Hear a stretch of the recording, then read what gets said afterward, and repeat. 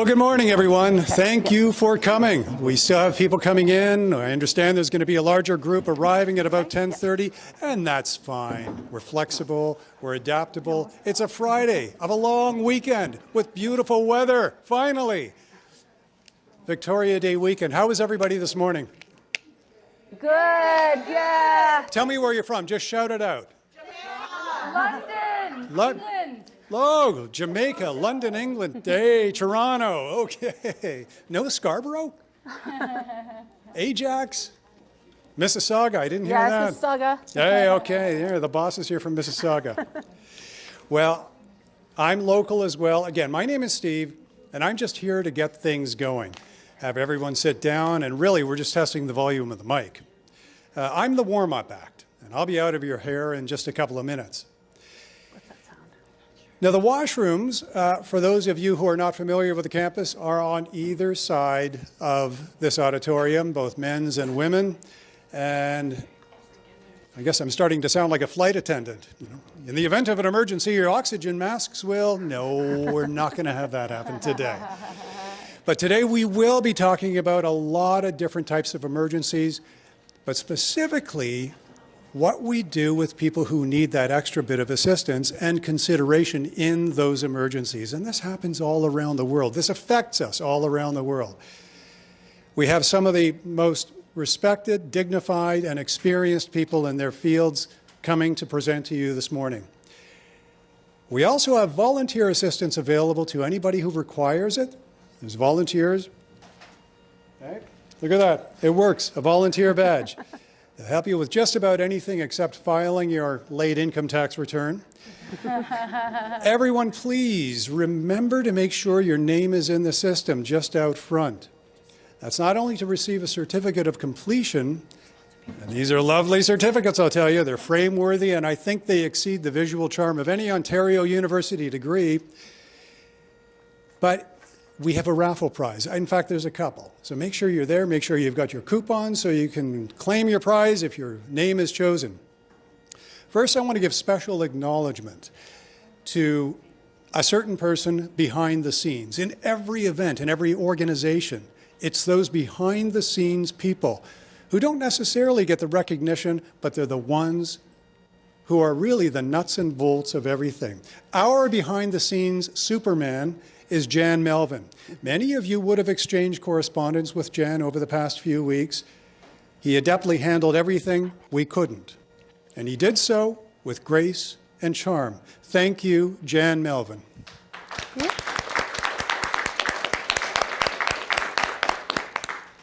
Now, this event is volunteer-driven, and many of our volunteer members are here today. And that speaks to not only community and the value of volunteerism, but the innovation of our communities, working together. The energy that we galvanize to put something together, it's volunteerism, both from Connect for Life and Centennial College.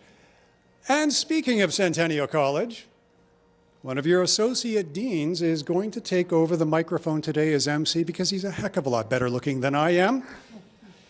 Dr. Delon Omro is a highly distinguished academic practitioner and one heck of a cool guy. Dr. Omro is the Associate Dean of Public Safety and Community Care in the Faculty of Integrated Health and Community Care at Centennial College, where he oversees programs like police foundations, community and justice services, addictions and mental health, social service work, pre-service fire, just to name a few of those disciplines that are a little relevant to, what we're doing today. Dr. Omro's undergraduate and graduate studies are rooted in criminology, which led to a postdoctoral fellowship at Ontario Tech University. His studies in green criminology, especially as they relate to environmental crime and justice, which is the transnational trafficking of humans, wildlife, plants, hazardous waste, for example, led to a published book on the field, Eco-Violence Studies, Human Exploitation, and Environmental Crime. You can get it online. Buy your copy today. As well as his work with various international agencies, including Interpol and the United Nations. Ladies and gentlemen, colleagues, friends, would you please warmly welcome Dr. Delon Ormro, your Master of Ceremonies.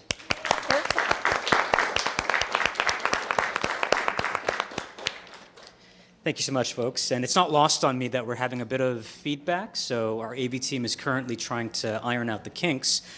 But I would like to extend a very warm welcome to all of you. You know, at Centennial College, we do our best to engage in theory, but also praxis, if you will, right? Linking the outside world to what our students are learning within their classrooms. And this topic is very near and dear to my heart. As Associate Dean of Public Safety and Community Care, once a year we host what is called a mock disaster, where the majority of our programs within the Faculty of Integrated Health and Community Care participate in a simulated event, whether it's an ice storm, a wildfire, so on and so forth. And we have actual practitioners in the field that enter this scenario. They provide mentorship, they provide guidance, and for our students, it's a wonderful learning opportunity. It's considered an IPE, an interprofessional education experience. So this is a synergy of all programs, and of course, when I met Connect for Life, I thought it was just serendipitous. Total alignment in terms of our values, our mission statement, in terms of the care economy and what we do at this college, especially within this faculty. So we are grateful here to gather and explore the topic that affects every one of us, yet often undergoes a bit of mysticism in terms of being under-examined until a crisis is already underway. And my program coordinators who will be a part of the speaking components momentarily are here, Dr. Hines and Kira Machado, who are program coordinators of developmental service work and social service work. Some of our students will be joining us. They're currently in class, but they will be joining momentarily. And emergency preparedness is not only about plans, supplies, and procedures, it's about people. It's about recognizing that during emergencies, barriers that exist in everyday life, whether it's language, age, culture, technology access, socioeconomic status, become amplified. Okay, they're at the forefront of what we do within the province of Ontario. In fact, Minister Jill Dunlop attended our mock disaster and bore witness to our simulations and had tremendous feedback, tremendous insight into how we can grow, expand, and continue that practice. So today's discussions will focus on how we can design preparedness strategies that are inclusive by default, not retrofitted after gaps are discovered. We're hoping to examine how thoughtful planning, accessible communication, and community-centered approaches can ensure that everyone, especially those most at risk, are considered before, during, and after an emergency. So let's begin with our presentations. I would like to call to the stage, to the podium, Kira Machado, once again, our program coordinator of developmental service work, who will be providing our land acknowledgement. And she is a Centennial College graduate, faculty member, as I mentioned, within the DSW program, also a program coordinator, bringing her career full circle by returning to the program as its coordinator. She holds an honors Bachelor of Arts in Disability Studies from TMU and a Master's of Arts in Psychology and Education. Kira brings many years of professional and lived experience in advocacy, values-based practice, person-directed planning, support, and education. Her entry into the field as a frontline worker advocating alongside people with intellectual disabilities continues to shape her work and commitment to building more inclusive communities in meaningful ways. Grounded in universal design for learning, she is passionate about inclusive education, accessibility, and preparing students to support people with disabilities through socially just ways.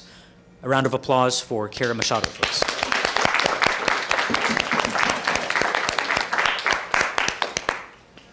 Thank you, Dr. Amro. It's an honor to be here today. We will start with our land acknowledgement. This is a land acknowledgement rooted in disability justice as part of the Developmental Service Worker Program. We acknowledge that Centennial College sits on the treaty lands and territory of the Mississauga of the Credit First Nation and in the traditional territory of the Anishinaabe, Haudenosaunee, and Wendat people. This land is governed by the Dish with One Spoon Wampum, an agreement to share and care for the land in peace and mutual responsibility. As educators, learners, and advocates, community members, and professionals, we recognize that education in Canada has played a role in erasing, dehumanizing, and excluding Indigenous peoples, their knowledge systems, and their stories. Our professions exist within systems that have historically marginalized both Indigenous peoples and persons with disabilities, often through the same mechanisms of control, categorization, and erasure. Disability, as we understand it today, is shaped by colonial frameworks that disconnect people from land, culture, and community. We acknowledge that this work of access and decolonization must always be in relationship. These are not separate goals, but interdependent acts of resistance and care. We are responsible for creating environments where all bodies, minds, and ways of knowing are valued, and where the act of learning is also an act of justice. We believe that access to education, to belonging, to meaningful support, and to safety is a right, not a privilege. In the same spirit, we believe that access is also an act of resistance. Let this acknowledgement be more than words. Let it be a commitment to challenging ableism and colonialism in our systems and practices, and to honoring Indigenous sovereignty, community knowledge, and collective responsibility in meaningful ways. Thank you. Thank you so much, Kara. Okay, folks, just some housekeeping before we begin. If you can, please turn off your devices during the talks, during the presentations. Also, for those who have not checked in, please do so, because I realize that some of our students will be getting a certificate along with others who are attending. So please make sure you check in. My understanding there's also a raffle, so another incentive to check in. Now, I would like to take a moment to introduce some of our delegates who have taken time out of their very busy days to be a part of this event. And once again, that's what Centennial College is all about: outreach, engagement, breaking down those barriers from the classroom to the outside world so our students can get a fulsome, wholesome, and holistic perspective of the disciplines that they're currently in. So I would like to introduce Lisa Priest, Assistant Deputy Minister of Emergency Preparedness. And part of that division, Lisa Priest is currently the Assistant Deputy Minister of the Emergency Preparedness Division at the Ministry of Emergency Preparedness and Response. That division leads the monitoring and coordinating of the nuclear and radiological emergency planning as outlined in the Emergency Management and Civil Protection Act. And it coordinates, monitors, and evaluates the development and implementation of the Ontario Public Service Emergency Management and continuity of operations programs. The division also maintains and promotes Ontario's emergency preparedness public education, training, and exercise programs that leads in the planning, development, and management of supporting Ontario's Indigenous communities' preparedness for local emergencies. A warm welcome to Lisa Priest.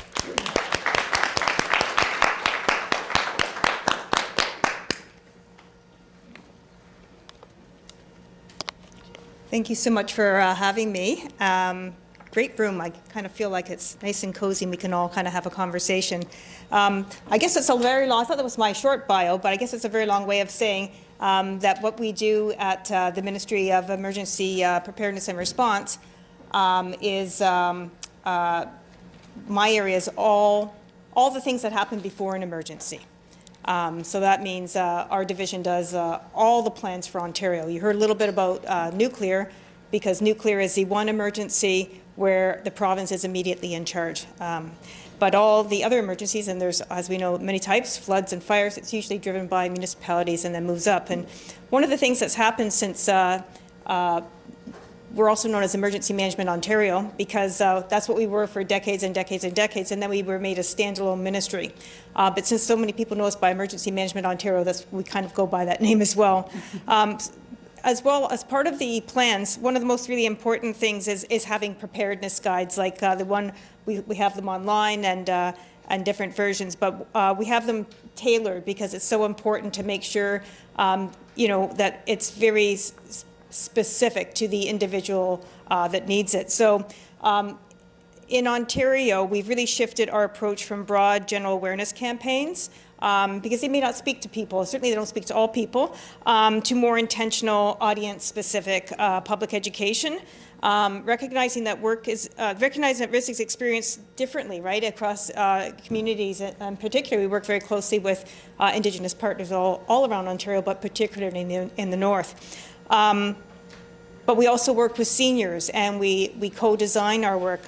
One of these latest preparedness documents we did was worked on with 20 different organizations. And so for people with disabilities, it means developing materials that are not only accessible in the format, but also relevant in content, recognizing diverse needs, barriers, and lived experiences during emergencies.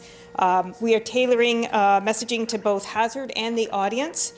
For example, emergency preparedness guidance for people with disabilities, it considers mobility, communication, and needs across scenarios like extreme heat, flooding, and power outages. All three things I just mentioned, we could probably, we've all probably lived through one way or another, right? And will face in the future. The guide is disability specific and emphasizes self-reliance for at least 72 hours, accessible planning, and individualized accommodations. So it helps folks create an emergency plan tailored to their disability environment and support needs, and it outlines essential kit items. There's checklists for general kits and service animal kits and disability-specific kits. And it also identifies important considerations before and during emergencies. It offers, I'm going to provide a couple examples, but it offers advice on mobility, vision, hearing, non-visible, seniors, high-rise, and travelers. And it promotes accessible, inclusive emergency response, highlighting the need for accessible communication, evacuation routes, and accommodations during shelters. So in particular, what we've also had, and you can find these online, there's do's and don'ts, for example. Do's is, folks in here will know this, like always ask first if you can be of assistance. It has, for people who are deaf-blind, use your finger to draw an X. And then it has quite a few other do's in terms of, maybe additional emergency preparedness kit items. Extra white cane that might be longer in length, talking or braille clerk, lawyers please, time please, extra vision aids. And then it has as don'ts, in terms of, obvious, some of the things that are pretty obvious about shouting at a person or grabbing a person. In terms of vision disabilities, it can, as we know, it can include a broad range of conditions ranging from complete blindness to partial or low vision. That cannot be corrected with lenses or surgery. And so a person's ability to read signs or move through unfamiliar environments might be challenged, creating a fear of being lost or being dependent on others for guidance. So the three of the main pieces of emergency plan for vision are, marking all emergency supplies in advance with fluorescent tape, large print or braille, familiarizing yourself in advance with all escape routes, having a long cane available to readily maneuver around debris on the floor or furniture. We emphasize emergency preparedness, and we often do different public education campaigns. Some we do through media, others we do through setting up booths at different events. But this has been one of the most important parts for folks.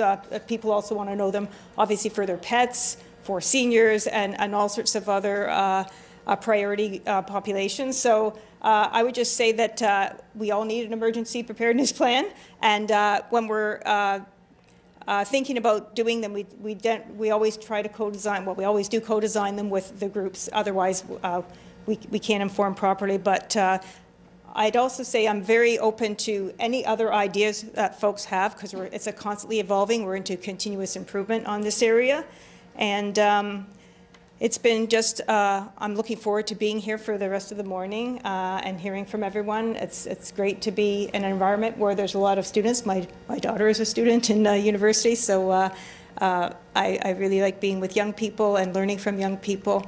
And thank you so much for having me, especially being here on a long weekend, especially a sunny day. I know your time is precious, so I guess my only regret is I don't get to do the raffle because I didn't sign in, but you know what, I can live with that. But thank you very much.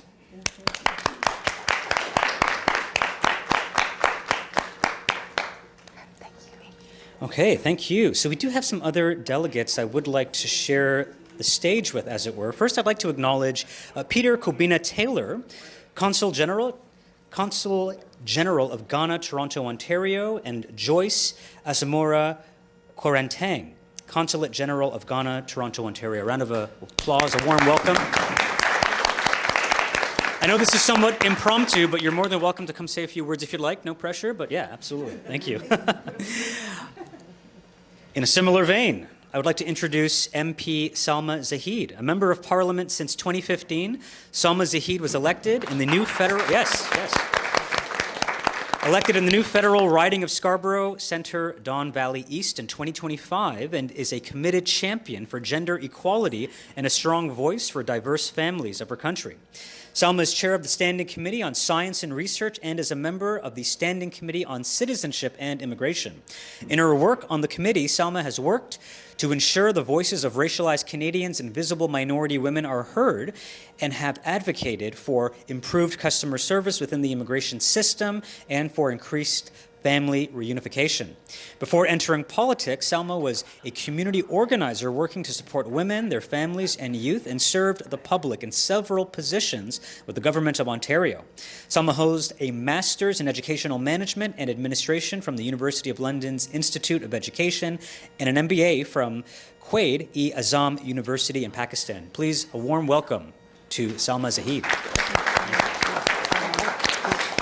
Okay, and as I mentioned, we will have some other delegates joining us throughout the symposium, so we will wait for them to arrive before I do a formal introduction. But now I'd like to begin with the speaking components. And we have Melanie Taddeo, Dr. Hines, Mindy Ophir, and Sean Picard. So I would like to just first begin with a brief introduction, a bio for Melanie, who I just met quite recently this year. I think we'd let MP speak first. Yes, absolutely, yes. Yeah, thanks. Who? I'm sorry, who's MP Salma. Yes, yeah. A few words, Salma? Yes, yeah. Yes, please. Thank you. Absolutely. Once again, returning to the stage.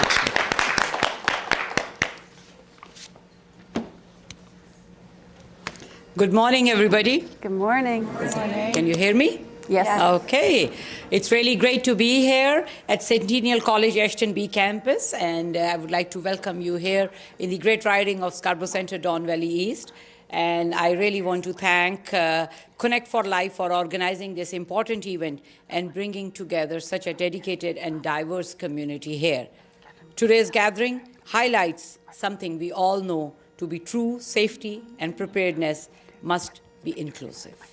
And we all need to be ready for that, and we need to make sure that our seniors or people with disabilities are not left behind. Emergencies don't affect everybody equally. For people with disabilities, seniors, and those with complex health needs, the challenges can be much greater than anyone else. And too often, their needs are overlooked when we are planning emergency preparedness. That's why events like this matter so much. You are not just raising awareness, you are sharing the practical tools, building stronger connections, and helping individuals, families, and professionals feel more confident and prepared. This kind of collaboration is what helps turn intention into real and a meaningful change we all need to see. I want to thank all of you, participants, caregivers, and professionals for the work you do every day to support others and strengthen your communities. And I know when we are together, we can ensure that preparedness is truly inclusive and no one should be left behind. And that when emergencies arise, we all are there to help those who need a little extra hand. And that's what Canadian values are. And that's what we work every day to make sure that we build a Canada where no one is left behind. So thank you once again for having me here, and thank you for organizing this event and bringing people across the board together. Thank you. Thank you so much.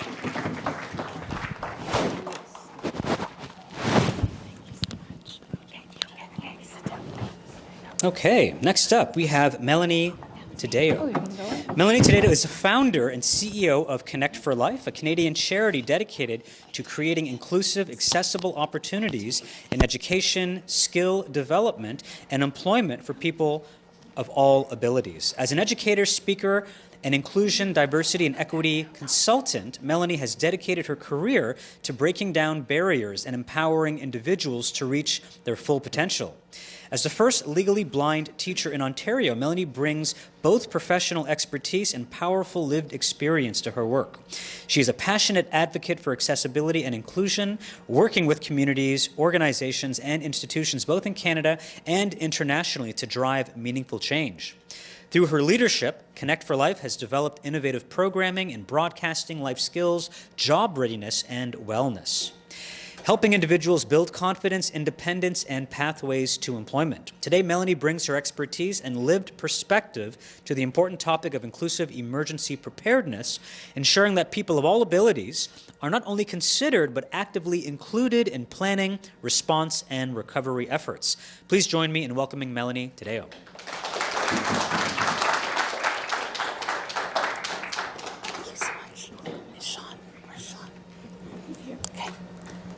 Hi, Sean. How are you? I'm doing well. How about you? I'm great. Good morning, everybody. I was going to say afternoon. My goodness. It is morning. Good morning. How is everybody? Excellent. Thank you so much for being. I'd like to introduce Sean Pickard, who is my, well, you're on my right side, so I'm going to say my right-hand man. And he's going to be, he's going to be the eyes of the operation for me. So as you heard, I'm legally blind. So Sean's going to help me with what's on the screen so that we're being fully inclusive. And I want everybody to think of it this way. Whether you're somebody with lived experience, somebody who's going into the profession, that is working with individuals with disabilities or seniors, or perhaps you're a first responder, or maybe you have a family member, or maybe you're just curious to learn more. Please enjoy today with an open mind, with curiosity, respect, and listen carefully to all the insights and perspectives that you'll learn today.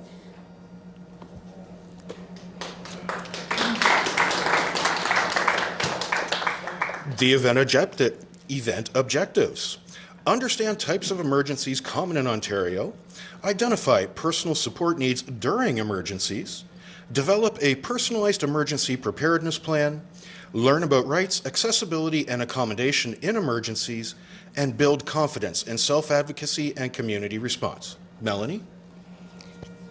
So this is the goals for today, as well as we are going to hear from, as Delon said earlier, many different perspectives and speakers. So as we go through, you may have questions, and I understand that, and you're eager to ask. We're going to have questions and answers at the end, but if you have a burning question that absolutely has to go right now, put your hand up and we'll do our very best to address it. Sean, I'm sure everybody's looking really excited, right? Oh yeah, we'll call it that. So I want to see some smiles. I can't see you, so please no falling asleep. Okay? Thanks. Okay. What do you got, Sean? Understanding emergencies in Ontario. Types of emergencies. Impact on people of all abilities. And Ontario emergency response. Melanie. So we know we've heard a lot recently because Emergency Preparedness Week was last week. Everybody remember getting that notification on your phone, the alert to test? Yeah. So it's a very big thing and important for us all to be aware of. But what we've noticed as individuals with disabilities, that there's some areas that perhaps haven't been brought to the table or considered. So that's what today's workshop is all about, is we want to bring these points to the table for us all to consider and to really have a conversation, because this is what it is. We're all learning from one another, and today we're going to touch on things that perhaps you haven't thought of, or perhaps you already have and you might be second, oh, I've heard that before, but let's dive deeper. Let's start with some types of emergencies, Melanie. Severe weather events, heat waves, ice storms, extreme cold, things of that. Okay, so we know, Ontario especially, we have diverse climate, right? We can have the crazy winter that we just had with the snow, we've had ice, we've had blizzards, but we also have extreme heat. Now, these are things that all of us as individuals living in Ontario have to adjust to. But then that also comes into, for seniors and individuals with disabilities, other considerations. If somebody is on medication that doesn't respond well to heat or cold, these things are not necessarily looked upon and we have to consider them. So yes, we need to know if there's an ice storm coming, and we need to know if it's a severe heat. But as individuals with disabilities and seniors and those that work with them, we also need to know how best to support individuals. So throughout today's presentation, please understand there's no cookie cutter solution. It is individualized to each individual person with lived experience. So you may have some resources that help the general population or some certain groups of individuals, but everybody has their own preferences. So the best sentence you will learn today is, how can we best support you as an individual? Next up, Melanie, we have power outages. I don't know about you, but everything I have depends on power. Yes? Yeah.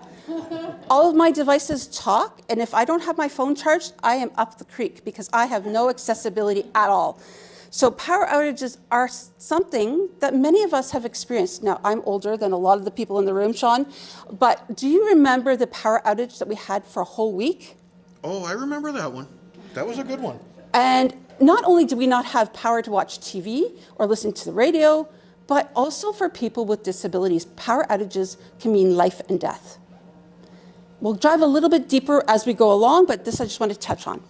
Health emergencies, stroke, heart attack, COVID-19. Melanie. Ah, yes. Now, I suffered a stroke when I was 21, so I can speak firmly on this.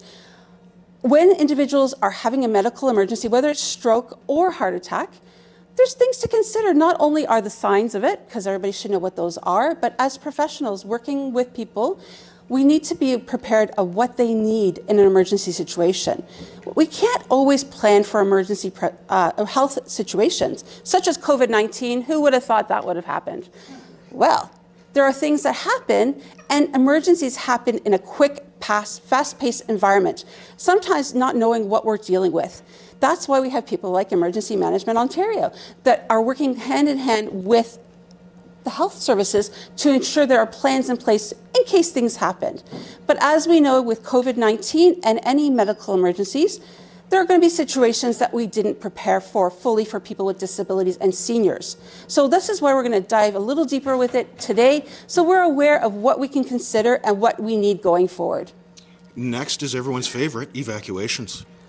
I remember when I was 5, okay, yes, I'm dating myself big time, Mississauga had a train derailment, and we were evacuated quickly and in the middle of the night. Do you have an evacuation plan? No. Most of us don't. But today we're going to talk about that as well. Next, we're talking about the impact on people of all abilities. Mobility, sensory and cognitive needs, communication barriers, evacuation challenges, and access to medication and assistive tech. Melanie. Okay, I know we're going to dive a little deeper into each one of these as we go along, but when you think about it, not all disabilities are visible. So if individuals or seniors have mobility challenges, it could be arthritis, fibromyalgia, or any other invisible disability that may impact their mobility. Sensory, for myself who is legally blind, somebody with hearing loss, or even a learning disability or brain injury, right, Sean? Oh, brain injury, big one for me. Yes. So we may not know what those disabilities actually are. So we have to, again, not think of a cookie cutter solution, but make it individualized. And we will have Kira speaking a little bit more about disabilities later on. But I think it's important for us also just to mention here, Sean, and I think I missed the point, but can you repeat the last one? Access to medication and assistive tech. Yes, and I will be diving deeper into that in a little while. But medications, we take it on a daily basis. But in an emergency situation, you may not have time to wait for your prescription to be renewed. And your assistive technology that plays so much in devices in your everyday life, we have to consider that in planning ahead. Because if you don't have power, you may not be able to charge those devices. Systems, WEA, community emergency plans, local emergency management offices, and public health and support systems. We're doing these one by one, Sean, because this is a really in-depth. So WEA, anybody know what WEA actually stands for? No. Ah, wireless. Okay, yes, go ahead. Wireless emergency alert. Yay! Standing O for you. Well done. Yes, so those alerts that go to our phone, whether it's going to be a weather alert, an Amber Alert, or Silver alert. Could be a senior missing, yes, missing, absolutely. These are things that come to your phone, and you don't have to do anything special. It comes to all devices that are eligible, even if your phone is in Do Not Disturb, as well as if you, so the alarm system, you know, the beep, beep, beep, beep, beep, I can't make the sound, but the one that we heard last week, that will come. It also comes with a look, so you know it is legit.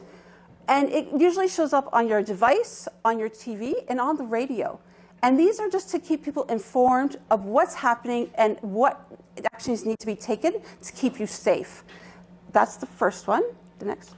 Next is community emergency plans. I learned about this last week in Emergency Preparedness Week and in preparation for this. Each environment, your municipal, your workplace, and your province has their own plan. So Centennial College has a plan, my condo has a plan. Everybody has a plan. And if you're not aware of what that plan is, you might be a little bit stuck. So you want to make sure that you are understanding the plans that are around for you in your environments. And this is something as simple as having a conversation with the leads, letting your needs be known. Every community has a registry for individuals with disabilities and seniors that require special assistance. So please make sure that if you need assistance, you are on that list. And if you're a professional working in this sector, please ensure your clients or the people you're working with are also on that list. It just gives an extra sense of security for individuals that may be a little bit more marginalized. We have 3 minutes for the last two here, Melanie. Okay. Local emergency management offices. Okay, so definitely those offices, find out where your local one is, and they are willing to have conversations, as Lisa spoke earlier. They want to hear feedback, so please reach out and find out your local one, and if you have any feedback to share, please make sure you do that. And public health and support systems. Again, COVID-19, we want to make sure we know where our public health is, because if something happens and another pandemic happens or anything, they work very closely with emergency management. And we, as individuals with disabilities and seniors, need to ensure our needs are being heard. And I believe next is Delon, coming up for a moment. Yes, wonderful. Delon? Okay, so we're going to call Kira. This is Kira. Yes, so we're going to call up Kira. Please come in.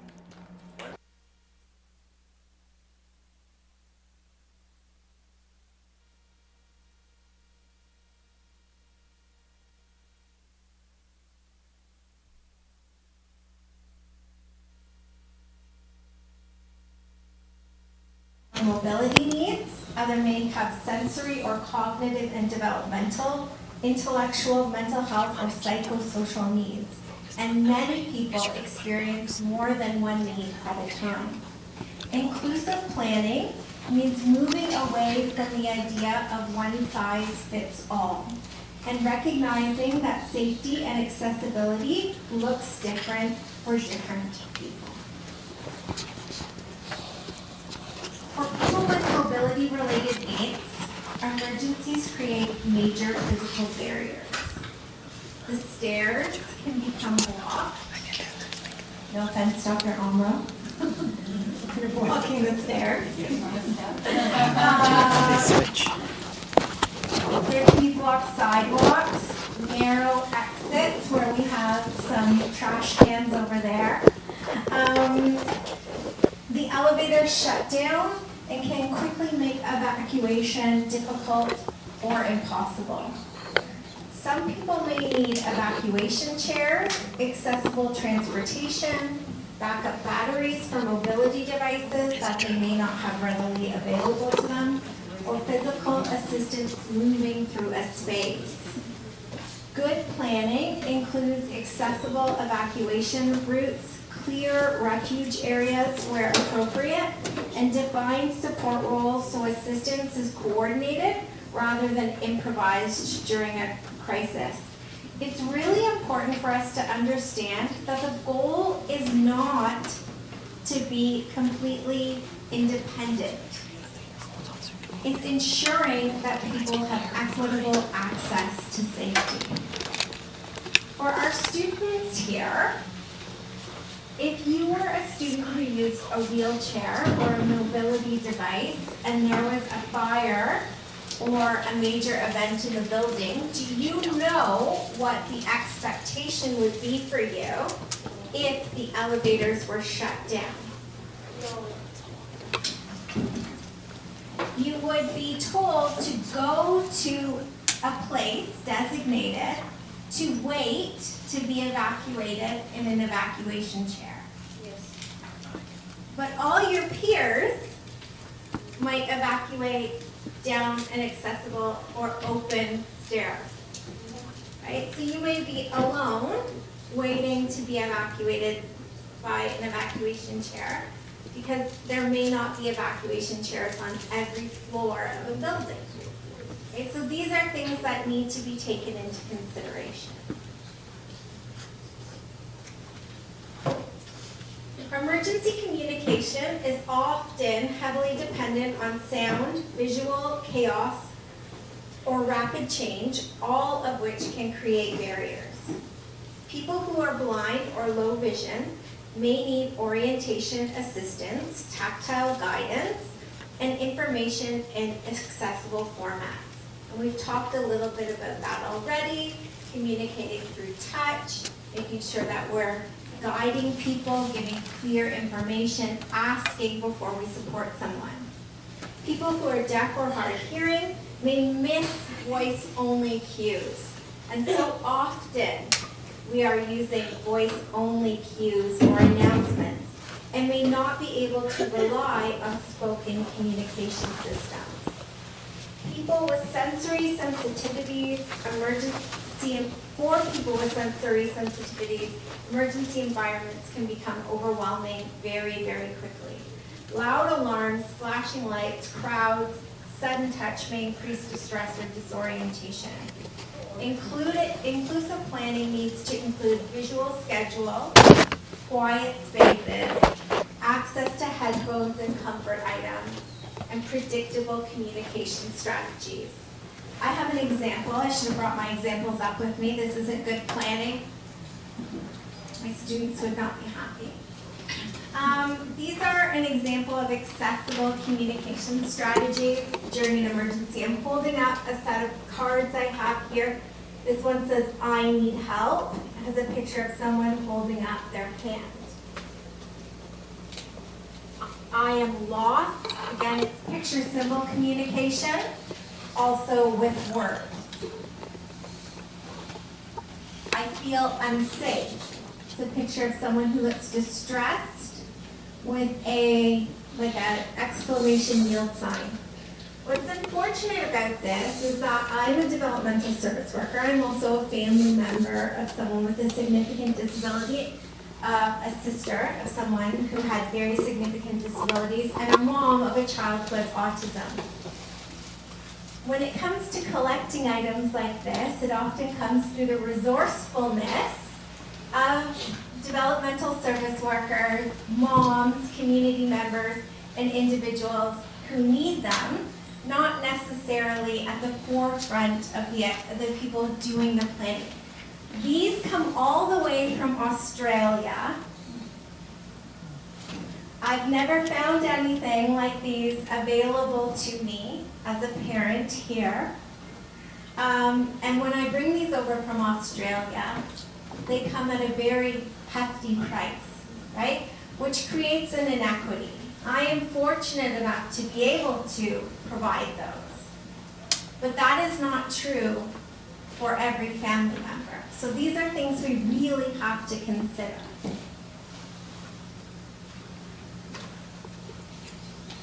Emergency alerts need to be multimodal, and meaningful information needs to be shared visually, audibly, in plain language, and whenever possible, in text and tactile systems.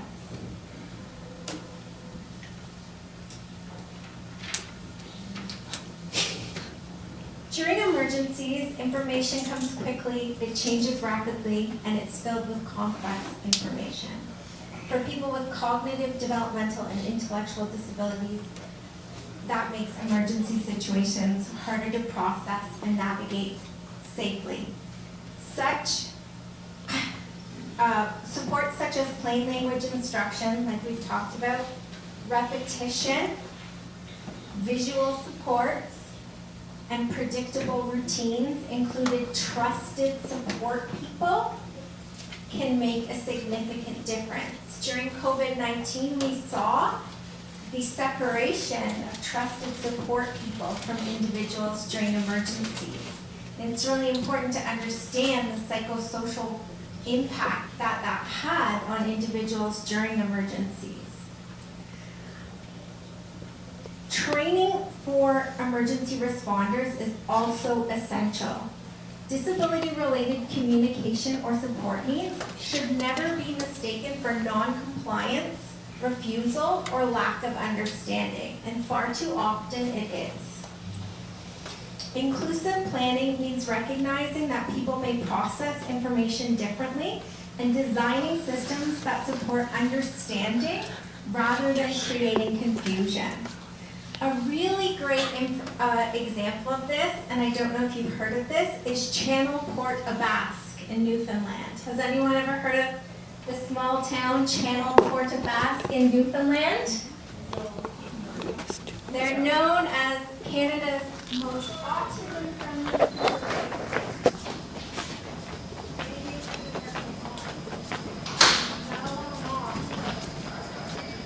Moms and community members recognize that emergency situations can be overwhelming for autistic children, particularly during house fires where there are loud sirens, flashing lights, smoke, crowds, and rapid changes happening all at once. After working directly with families, local firefighters began equipping trucks with sensory bins containing items like noise-canceling headphones and sensory tools. I have a fidget spinner here. You can get these at a dollar store, right? They're very inexpensive. And comfort items to help children regulate during emergencies. The bins that these housed in the fire trucks also included reminders to the responders. Speak calmly. Use short sentences. Please be patient. This went further than just creating safe spaces for children during emergencies. Later, the fire department created a quiet zone during the town's Christmas parade, where sirens and flashing lights were turned off so that autistic children could participate comfortably. This is inclusion in action. What is powerful about this example is that the changes were not expensive or complicated. They happened because people listened, learned, and asked different questions about inclusion.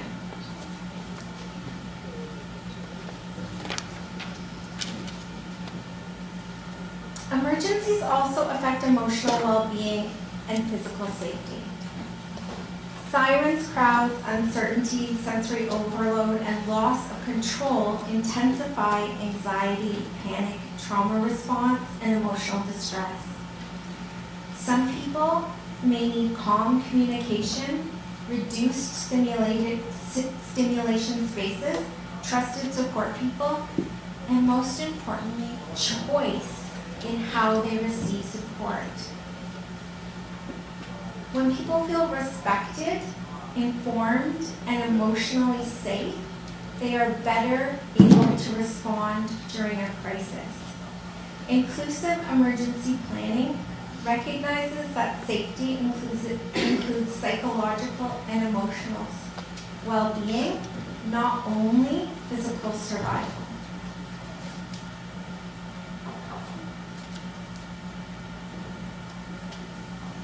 I'm getting to the end.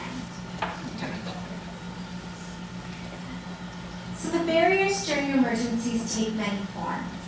The physical barriers may include the inaccessible buildings, the transportation, and the evacuation routes. The communication barriers can happen when information is shared in only one format or uses overly complex language.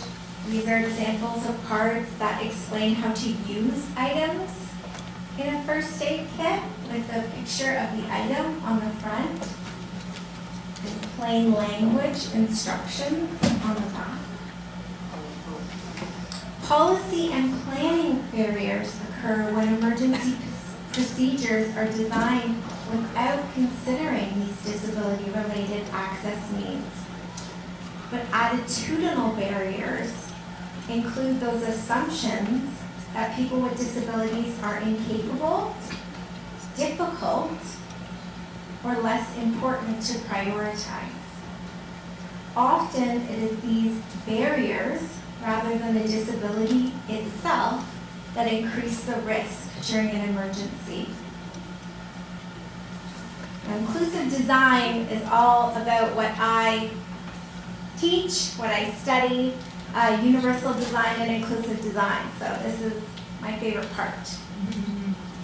Inclusive design is creating environment, systems, communication, and procedures that can be used by the widest range of people possible.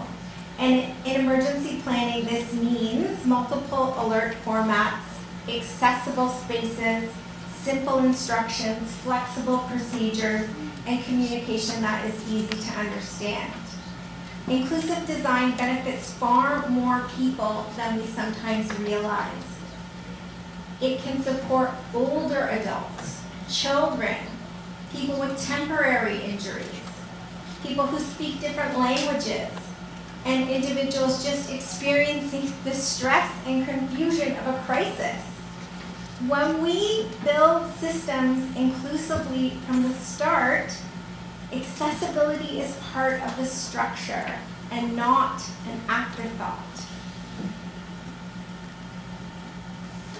What does this look like for us if we're going to plan for an emergency? It means planning by involving people with disability directly in the process. People with lived experience should be included in planning discussions, drills, evaluation, and decision making, not only consulted when a problem arises. Inclusive planning also means building accessibility into the core emergency response itself, the communication systems, the transportation, the evacuation, sheltering, and recovery process. And finally, staff and volunteers, developmental service workers, social service workers need training that emphasizes flexibility, dignity, and person-centered approaches. For all of us in emergency management, in police, fire, safety, teaching, education, as good neighbors, in anyone who recognizes shared humanity with another individual. The goal is not to simply help someone survive an emergency. It is to ensure that everyone has equitable safety, access, support, and dignity throughout the entire process. Thank you.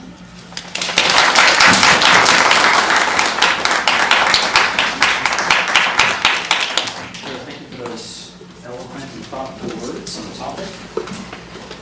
I would like to just draw your attention to some new members of today's symposium. Today's talk, we have our social service worker students, led by Dr. Hassan, who just arrived, and some members of the Toronto Police Services. And we will carve out some time later.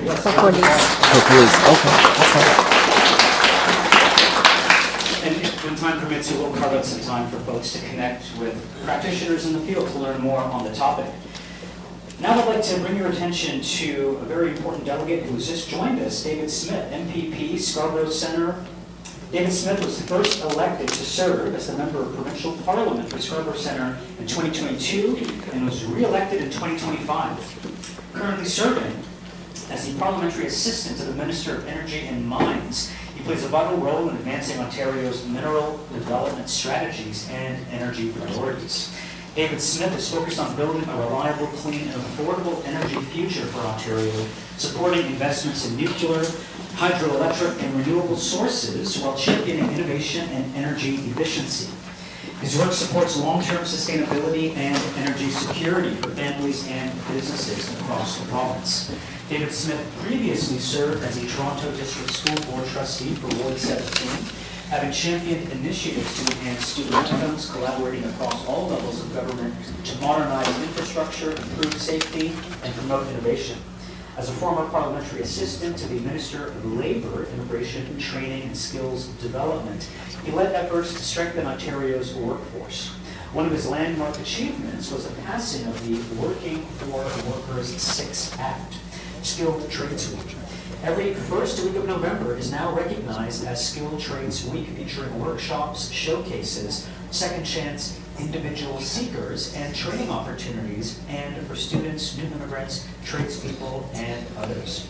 With a background in financial services, David has served in various community and governance roles, including Director of the Toronto Lands Corporation, Chair of Employment Insurance Appeals of Referees, and Chair of Finance Administration and Accountability at the Toronto District School Board. At Queen's Park, MPP Smith has also served as Chair of the Standing Committee on Government Agencies and currently as the first Vice Chair of the Standing Committee on Public Accounts. And I would like to just stress the importance of the work he does, especially with regards to mineral development strategies. As Associate Dean, I also consult with Interpol, the global initiative against transnational organized crime, and we are seeing an uptick in social inequality, environmental injustice, when we look at things like critical energy transition minerals. And this, of course, creates a divide. It creates a schism, if you will, between the global north and the global south, leading to incredible and tremendous examples of just, like I said, eco-violence, social inequality within the developing world. So thank you, MP Smith, for the work you do. And a few words, if you will.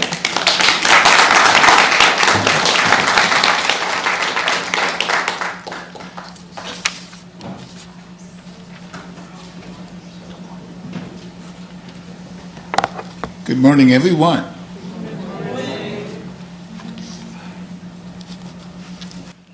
Well, I must say that on the Associate Dean, he literally had a rap sheet. I got to look at the cops over here because I guess when you pull my name up, you see the same thing, right? But on the achievement spectrum, he's all correct. And today, before starting, I'd really like to congratulate our last speaker. Oh, you're amazing. I can say this very passionately because I think it's important when we look at people with disability. Yes, a lot of patience, a lot of respect, understanding what their needs are. And I know that our police officers are champion at this. My Premier, Doug Ford, speaks over and over about the work of our police officers, not only for people who can bounce around, but they look at people who are of that disability space that really need help, and they know exactly what to do. I want to thank you guys over and over for the work that you continue to do in our community of Scarborough Centre and across Toronto. Let's give a round of applause for them.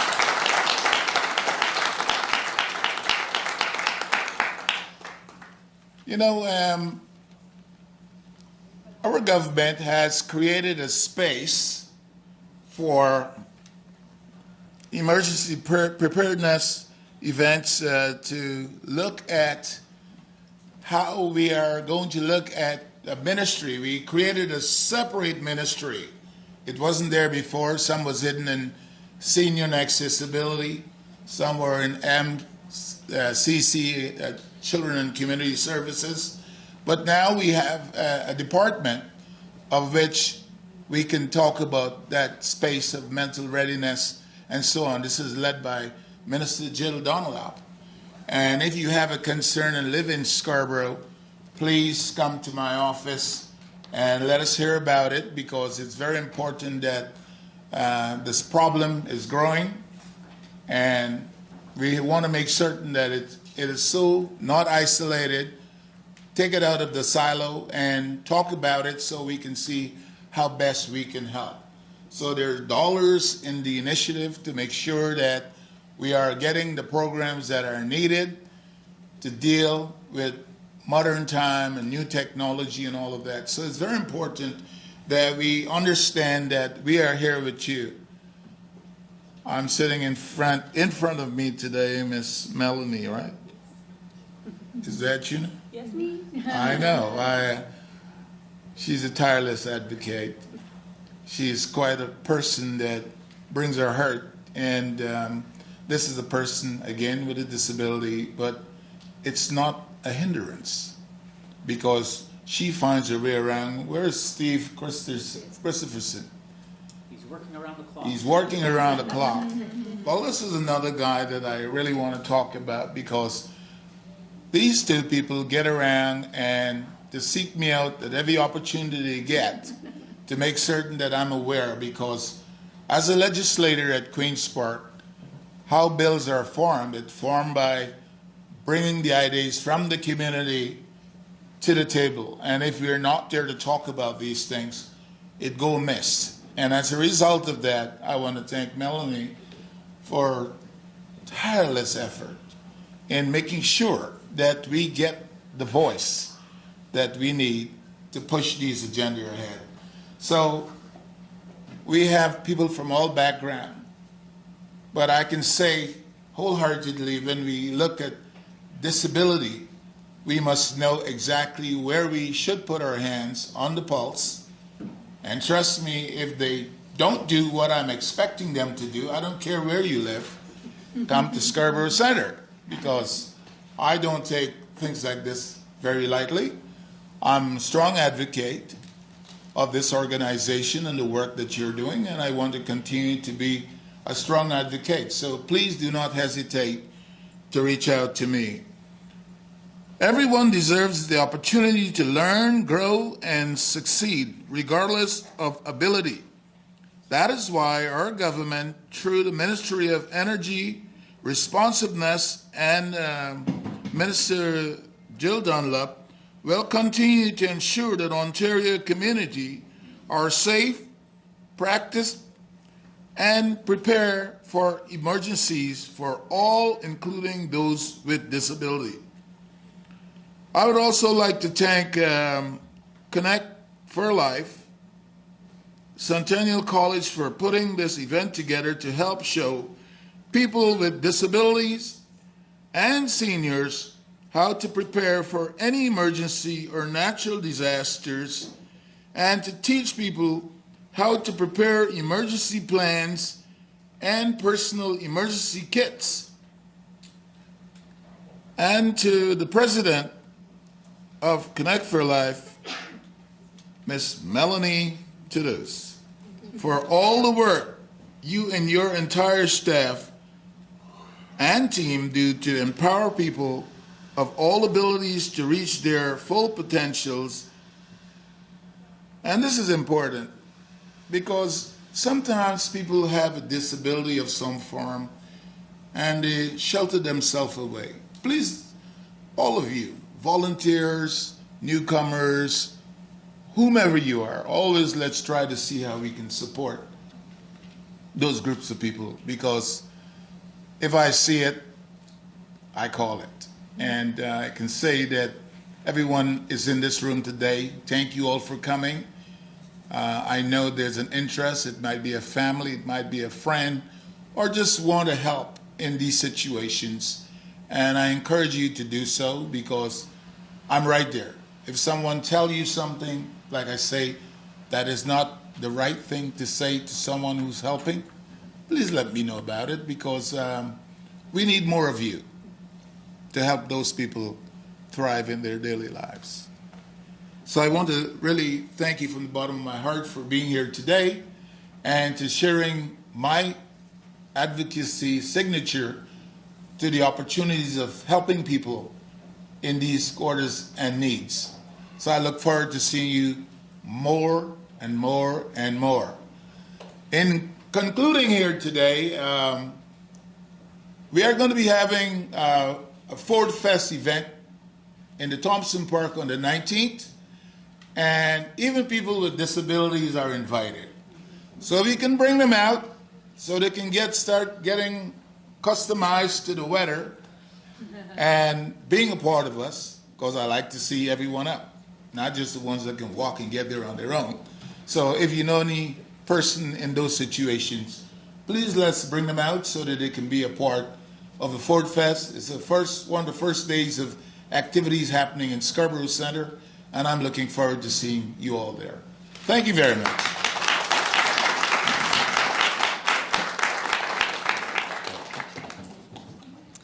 Thank you, MPP Smith. And you'll be happy to know that Minister Dunlop actually attended our mock disaster in March of this year. Is that right? And that was an incredible event featuring the majority of our programs in the Faculty of Integrated Health and Community Care. We simulated a wildfire and how it intersects with various forms of human exploitation, human trafficking. So it was a really fascinating event to see in full. Well, I have to add that I got myself in a little bit of a trouble because I saw her and I said, "Are you coming here today?" Oh dear. I said, "Oh, let me check my schedule." Right. But we were here also when I was serving in Labor Immigration Training Skills Development.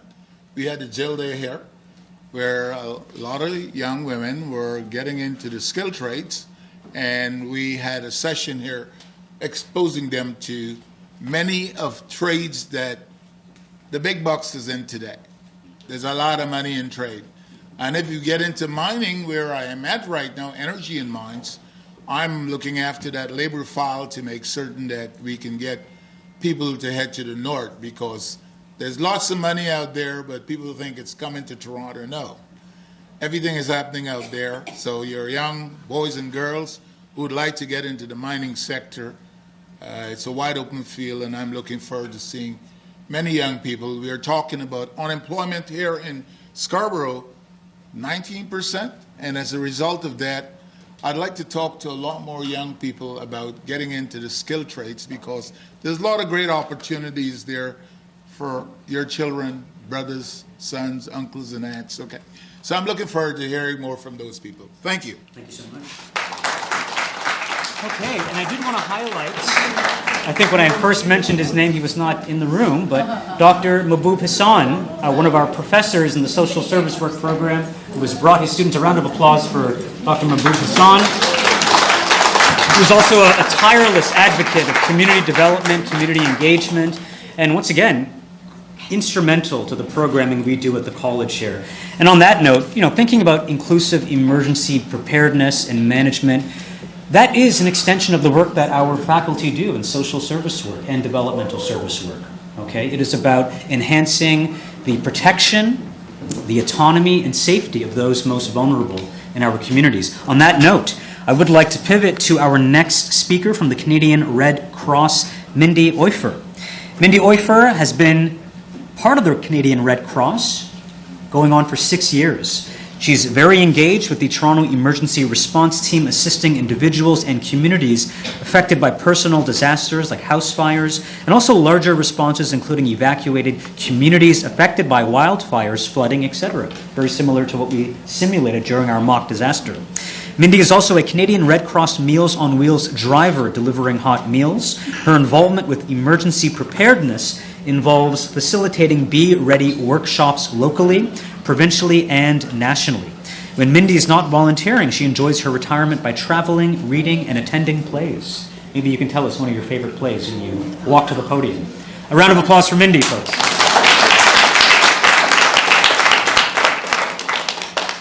Thank you very much. I've been to Australia. I didn't know I needed to pack up a package for you, though. That's, I just came back from 5 weeks in India, been all over the world. Anyways, it's wonderful to be here. This is an amazing opportunity for us to talk to you about emergency planning, emergency preparedness. We may be repeating things, but we do I'll talk a little bit about the Canadian Red Cross. As you may know or not know, we are the largest humanitarian organizations in the world. Between the individual country societies and the International Red Cross, we respond to disaster situations all over the world. And as was said, nationally, provincially, locally. Currently, right now, we're hosting some First Nations in a hotel not very far from here. So every spring, we have flooding up in James Bay. First Nations need to be evacuated. And we also have coming up, already in place actually out west, are wildfires. They're already happening. So we're engaged in that. We do a lot of other programming, but I'm here to talk to you today about being ready. This is a standalone presentation. This is my 10th one I've done in the last 2 weeks. I'm tired. I did 6 last week and 3 this week. And I was supposed to go help out at the other evacuation hotel, but they told me I can take it easy tomorrow. Yes, I love volunteering. I've been doing volunteering since I retired. The first volunteering gig I ever did was the Pan Am Games. And circle around, I'm going to be volunteering at FIFA. So everything has a synchronicity. But be ready is very important. The workshops that we do can be anywhere from 45 minutes to an hour. We talk about many of the things that we've already heard other speakers mention. And I'm just going to do the plan for you guys. But I'll just say if anybody's interested in having workshops where we will come in and do either 45 minutes to an hour and a half, we could come and talk to you. We can do presentations to condos. I made a connection for the condo, for other organizations, for schools, I did some in libraries. We've been all over. Yesterday I was up at the Honda plant. We did one, it's not a plant, the Honda facility in Newmarket. So we're all over the place and we love doing these. So I'm going to talk about the plan. The plan is like critical. Knowing the risks has already been mentioned. I'm going to sort of touch on, we talk about the 4 steps. We talk about the 4 steps is know the risks, make a plan, build a kit, and networking. We have a raffle for a 72-hour emergency kit. All that's missing is your underwear. Sorry. You have to personalize it. I don't supply you with your clothes. I don't know what kind of t-shirt you want to wear tomorrow. But everybody needs a plan and everybody needs a kit and a go bag, if you will. When I started doing, I'll be quite honest, when I started doing these, I didn't have a plan. I didn't have a kit. But what I had was my own plan, which is, I don't know, just, it was an Excel spreadsheet. Everything that I need, and this goes with me wherever I go, all over the world. I update it before every trip. It's got everything. So what's an emergency plan? Let's go here. So here's the plan. It's got to be a family discussion. It's very, very important to include absolutely everybody in your household in this discussion, in your workplace perhaps, everywhere. So let's talk about what is a plan. So let me just ask, what do you think should be in your plan? Just raise your hand and give me some ideas. What do you think should be in your, yes ma'am? First aid kit. That should be in your kit. Your plan is a written plan. So checking on your family. Yep. Anything else? Okay, then we're going to have a good time here. So I know, all jokes aside, this is just what I do to engage you and to make me feel special. Hi. I think your health information needs to be there so that if a respondent comes in, they know what they need to do. Perfect. Excellent. Very, very important. So let's dive into that. So first of all, you have to have your important documents. You have to have a meeting place. You have to have places to stay, an evacuation plan, and a contact card. So let me just show you. And I just want to say, this is not a Red Cross uniform. It's just random. I went to Costco, and they have these pants. And I put this on, and I went, oh my goodness, they gave us red T-shirts. They don't go with the pants. So I'll just show you my contact card. So it's in my wallet. It's with me with my, my OHIP card and everything else. We have Google Wallets. We have Google Wallets in my Google Wallet. So this contact card It's got my name and my date of birth and my blood type, my medical conditions, and on the back it's got my major contacts, so a cousin, a friend, and an out-of-town contact. So this is a really important. We have a whole table here with some ideas here as well.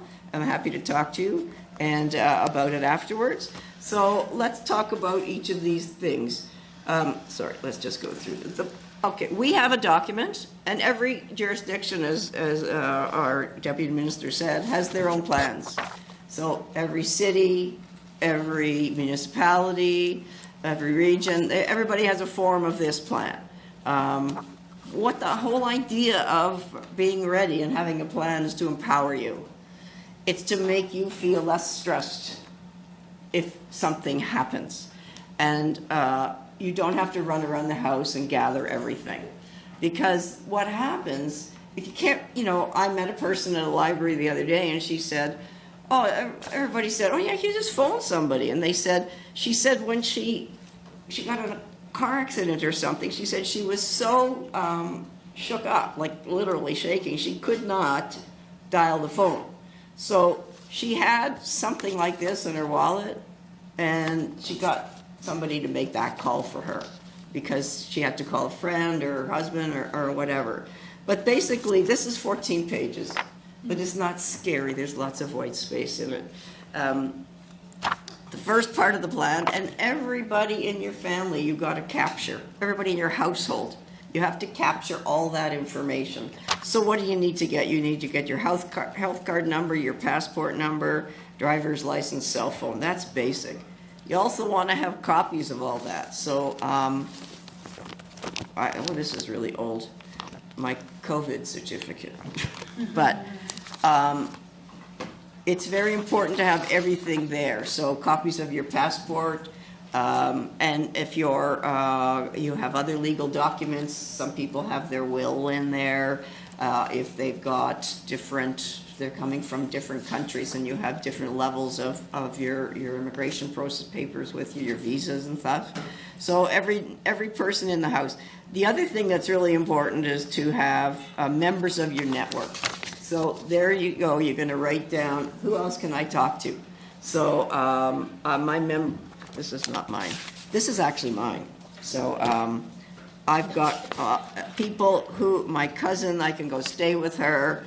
I have a friend who usually does these presentations with me. Other cousins and things like that. And the other thing is they have to know they're in the plan.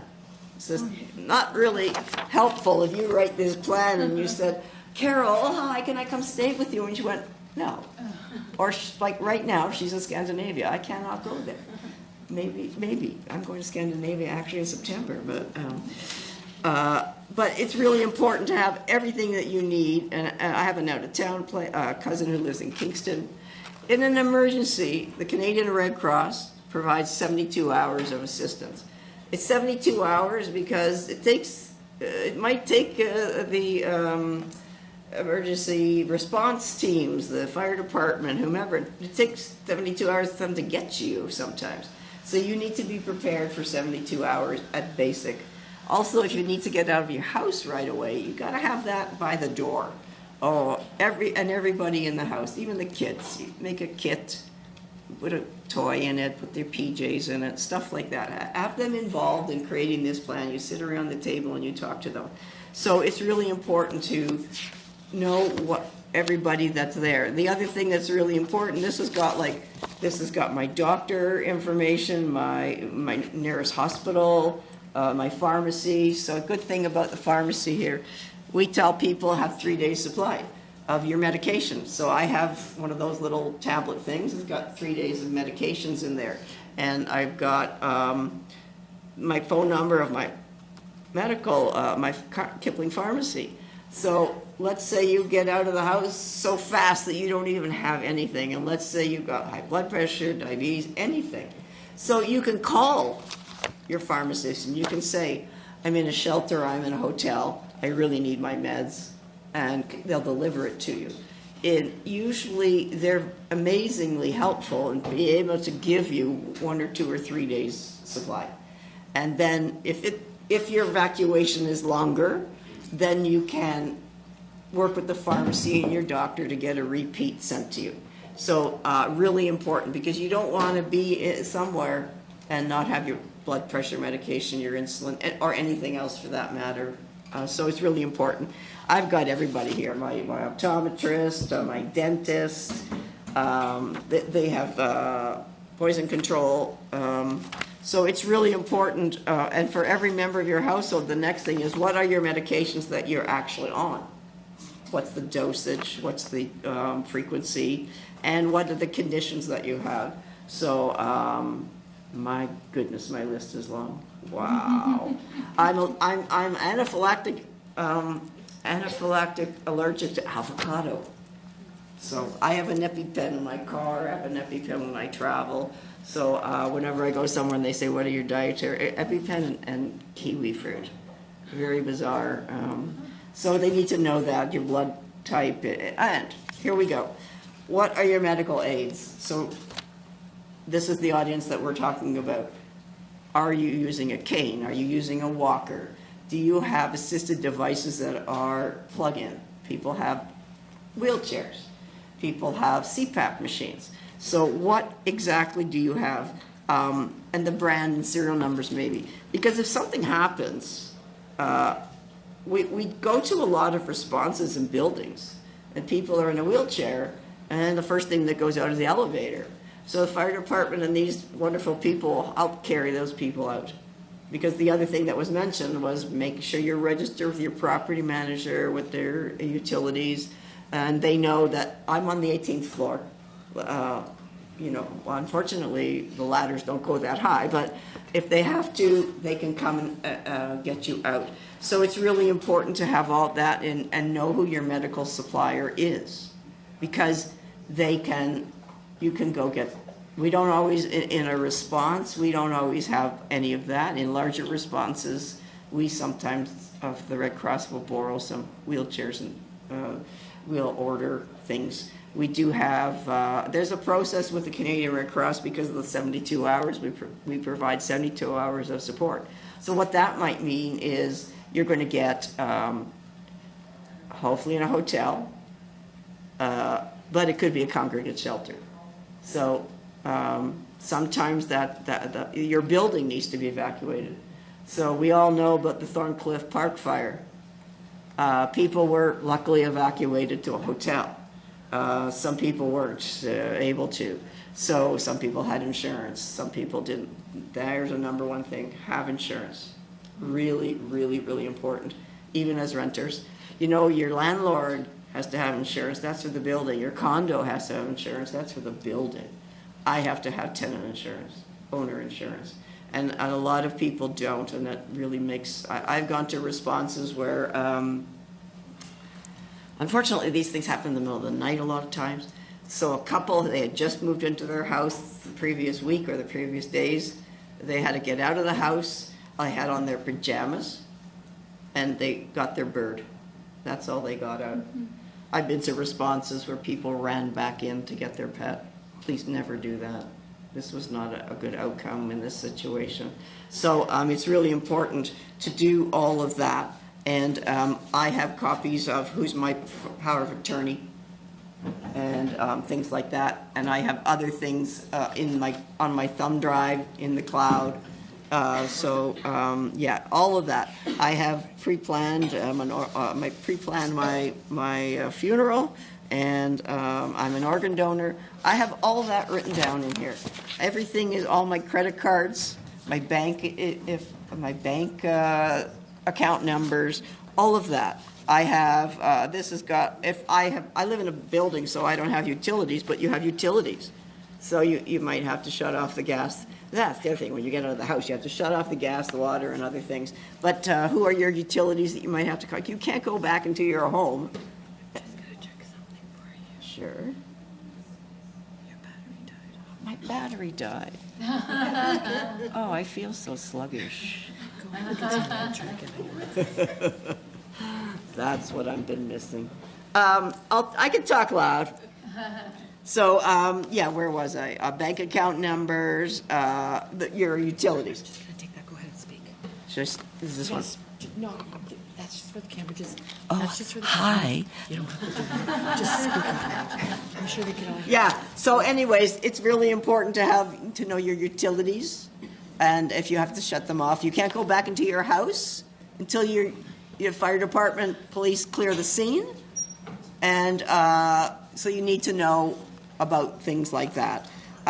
This actually has where's my main water valve, where's my electrical panel, things like that, and garage door override, gas, utilities. So there's really lots of things in here.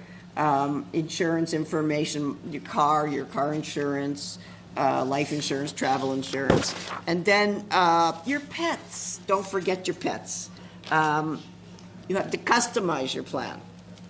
Totally, your kid does not care that you want to have this in the bag. They want their own stuff. So a game, a book, coloring papers, depending on the age of the child. The pets, really important. So you need to make sure that you know where your pets are, how many pets you have, and grab them if you have to. And so all that information, if they have like the GPS thing in their inserted into them. So really important to have your pets. And again, this is showing kids, pets, but people with special needs, really important. So who's in your household? How do they get out of their house? How do they get out evacuation?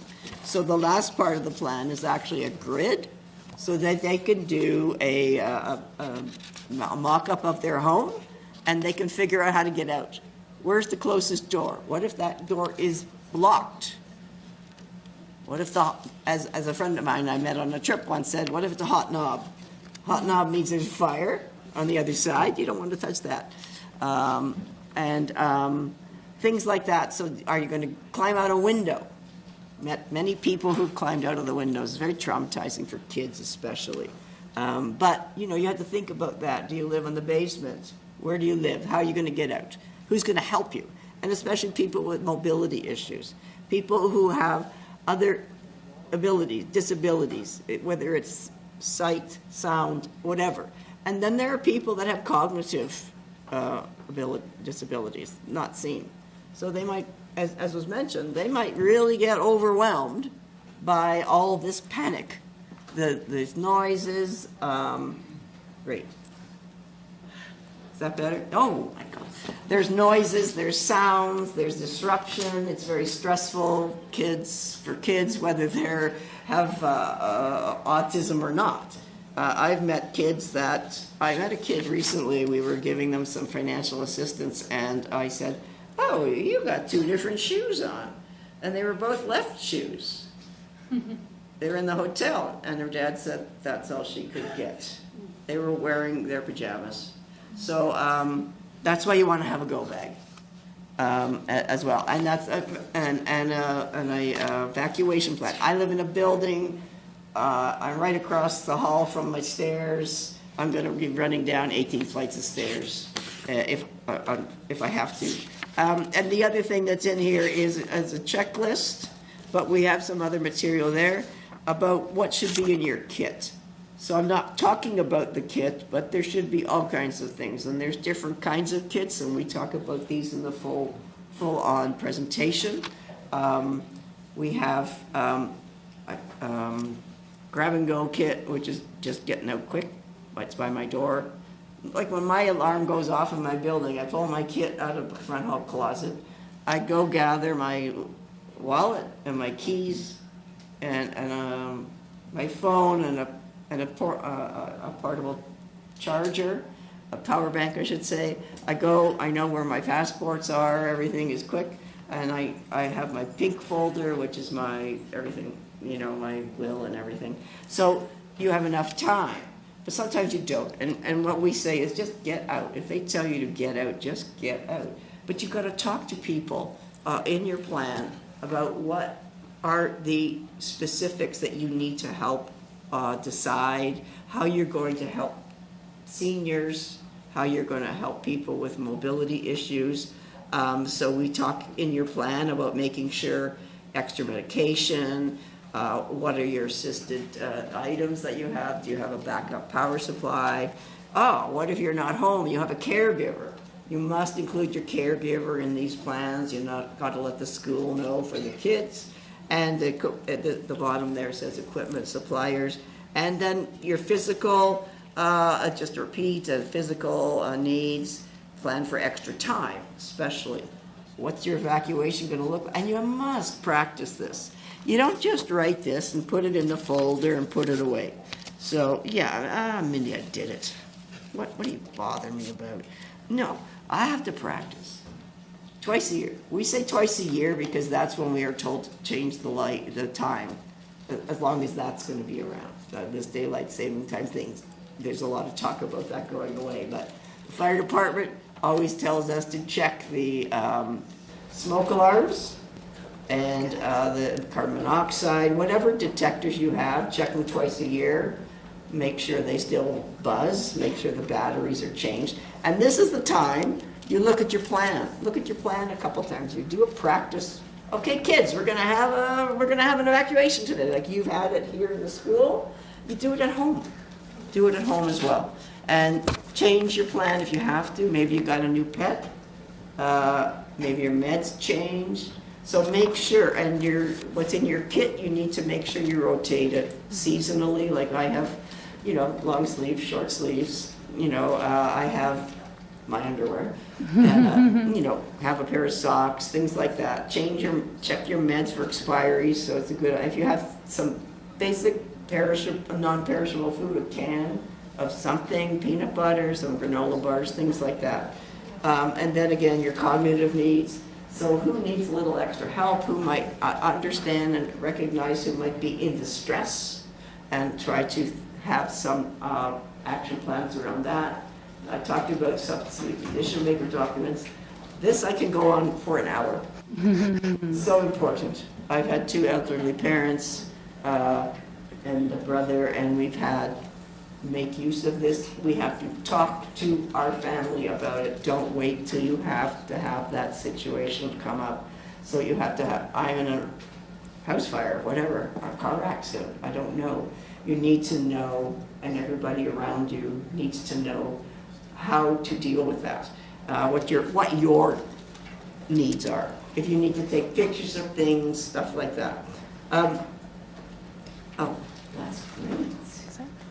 We are, anyways, we always talk about the 4 steps. This is something that's in every jurisdiction. Everybody has the 4 steps. I don't know who invented it. Or maybe Australia, I don't know. Don't know. They're pretty smart people, have been there, as I said. So know the risks, have a plan, have a kit, and the last one we talk about is have a network. You want to have people around you that you can rely on and that they can rely on you, and you can put them in your plan. So that's where we come. Any questions about a plan? You're all going to go. So you can go on the Red Cross. Oh, yeah, hi. I'm here. Oh, yes. I have a question. Usually, I was working in the developmental sector with disabilities, and we used to do inventory. We check like once a month, and then we'll check other stuff. But because this is my personal plan, how often should I be checking that list and getting things out of my way that have expired? Well, we say to check your plan twice a year. Twice a year? Right, and if you're buying things for your kit, look for the longest expiry dates that you can for like peanut butter, canned salmon, things like pet food. I mean, everything, I could go on about expiry dates too, which is not Red Cross. I used to volunteer for Daily Bread food banks, so there's different criteria about how long things really are valid for. But it's really important to check your plan and your twice a year. And your kit. It's more of the information. How often should I change it? Should I change it every time I get a new change? Some people may not. That's your, I mean, we say that's why we say review it twice a year. If you know that something's happened, you got a new pet, you got a new medication, just, yeah, jot it down right away. Jot it down right away. Yes? I want to know, at what age do you think that you should get this package? Zero. Or start the package? Zero. Measures. Zero. Everybody needs it. Every family needs a plan. Yeah, Every person needs a kit. person, that's what I meant. Any age. Because you have to get out of the house. Every kid, every child in the house, every adult in the house needs a kit. You have one plan for the family in your household. So you have a new child, put them on the plan. Okay. Because right away you get an owner number. They're not getting a driver's license for a while, but they get an owner number right away and a SIN number. Okay, so maybe like at the age of 18, you should look into, and it would be going on the Red Cross site. Yes, I was just gonna say, if you go on redcross.ca/be ready, you're gonna find all these documents and just a ton of resources. And we do virtual presentations, so you could go on that, Preparedness. We do them, they're national, they're usually on a noon or 1 hour. And yeah, there's other things that you can do in Red Cross. There's other programs, psychological first aid, CPR. This under here is this is CPR for dogs and cats. But yeah, opioid poisoning, you can take, that's a separate one. I carry an opioid kit in my kit, so that's separate training. You can actually take these courses from other professionals, organizations, or from Red Cross. It's separate, the opioid one. And then at the end, they give you a little certificate and they send you an opioid kit. Because you can just walk into any pharmacy and say, I'd like one. You don't have to prove anything. You don't have to show them an OHIP number. You don't need a prescription. Just walk in and say, I'd like an opioid kit. No questions asked. Is there an age that you can do these courses? Is there a specific age? No. We've done presentations to school groups, March break ones. We're introducing a new program with Lego. Lego has developed a program where for the little kids, we have a brochure here. So it's, they have the Lego and they build what they think a disaster would be like, and then the school gets to keep all the Lego. So it's the product. The Lego has developed it. We're partnering with them to do the presentations. Yeah, it's just about serious play, right? Serious play. So I haven't been trained yet, but I'm going to be next week. Yeah, what do we got? Yeah, so there's all kinds of things. This is Rudy. Rudy is our comfort bear, so we give these to the kids. I've given them to adults. So, right, so they get, yeah. And don't forget about the raffle. And, well, thank you very much. If you have any questions, I'll be here after.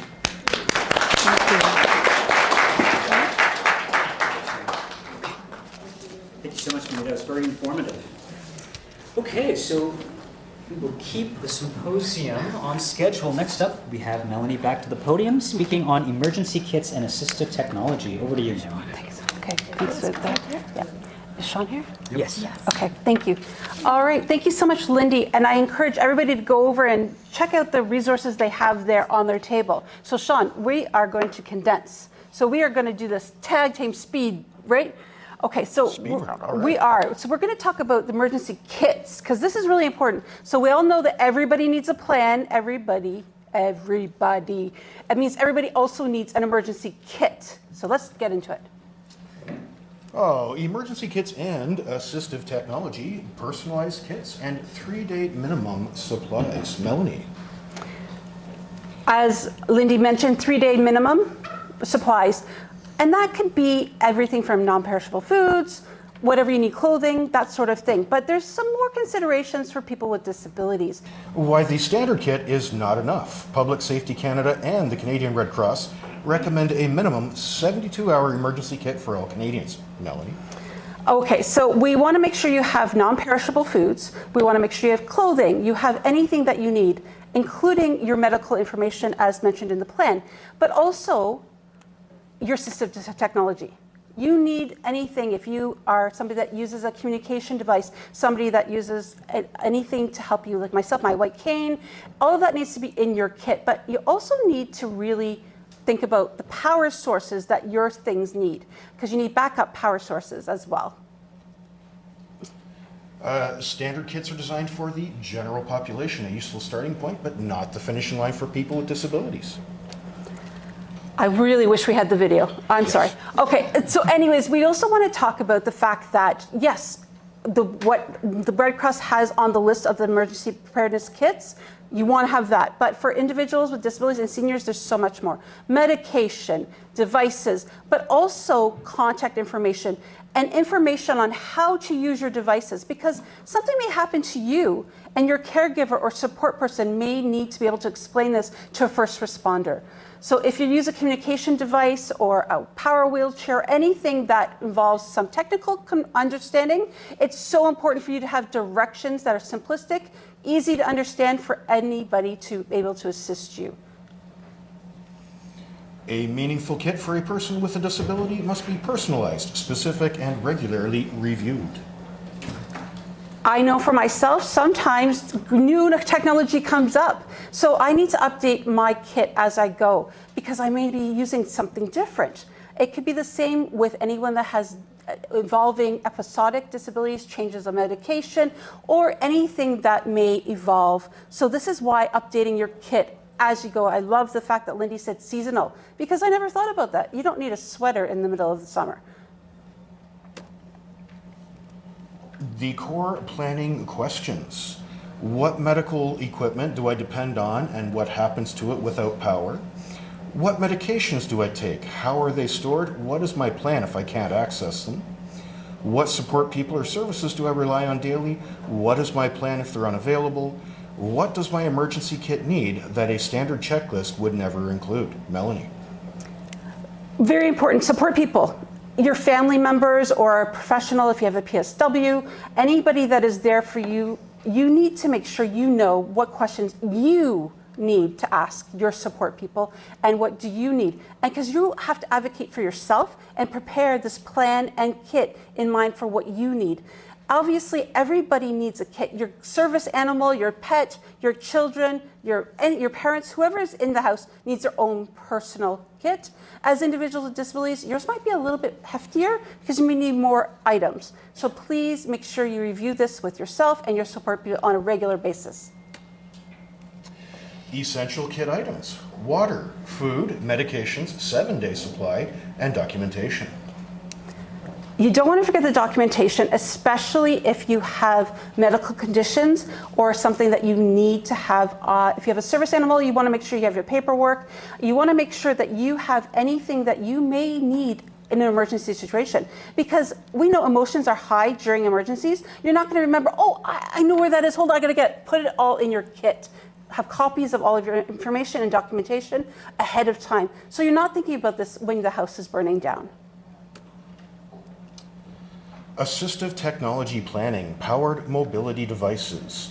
Motorized wheelchairs and power scooters typically last 1 to 3 days on a full charge, depending on usage and terrain. Melanie. So important to have backup power, whether it's a wheelchair, any other device, especially life-saving. I think we go to the next slide, but you want to make sure that you have the power supplies, backup batteries, backup chargers, anything, and make sure that you know where you can go and charge these devices, because if there's a power outage, there's no space to actually do that. So have this in generators, etc. So please be mindful of all of this in your preparation and planning your kits. Have a manual wheelchair as a short-term backup where possible. Now, I know wheelchairs are not cheap, but it's important to have this option if you are an electric wheelchair user, but also finding out what organizations in your community have these for you to use. It involves a rental or a lending policy. Individuals with large, heavy power chairs must have a specific, accessible evacuation transportation plan in place. We know that not all transportation modes are accessible. So really want to find out who has accessible motorized vehicles in your network. Find out and have a plan in place with them so that you can get out safely and effectively.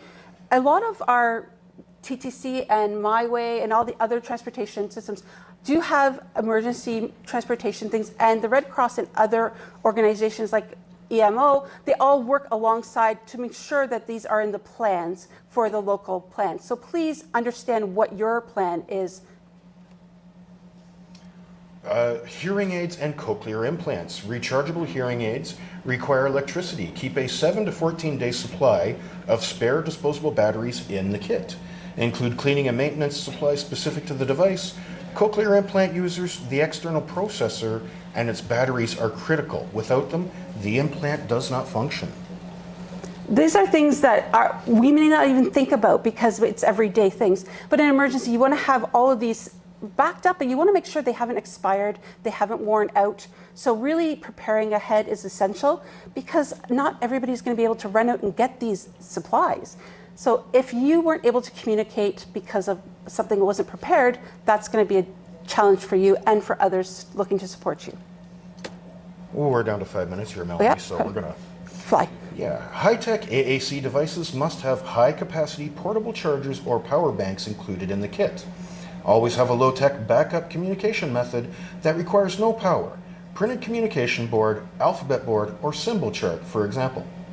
Keep documentation of communication strategies and key vocabulary for unfamiliar emergency personnel. Melanie.